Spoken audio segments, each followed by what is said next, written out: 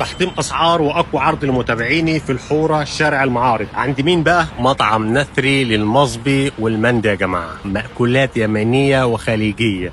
فين بقى؟ تدخل شارع المعارض بتحصله على ايدك اليسار، والعرض بيقول خصم 20% على كل حاجه موجوده في المطعم يوم السبت والحد والاثنين، يوم 22 و23 و24.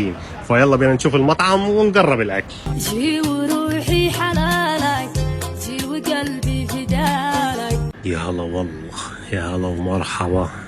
دجاج مطبي، دجاج مندي، لحم مضغوط، ناشف كبده، وبعد كل ده لازم تحلي بالحلو.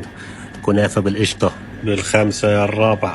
عليكم وعلى اللحم. شوف لي بس النظافه، شوف المصبي عندهم على الجمر يتسوى، على الجمر. الكبده اليمنيه على اصولها مع عصره الليمون، غير كنافه. بس ما تحطش سكر علشان الدايت طبعا. انا هحاول اقول اسف للدايت المره دي. بس عارفين كده كده اصلا مش حاطط عليها سكر، فالدايت يعني تمام. انا اكيد ما خربطتش في الدايت.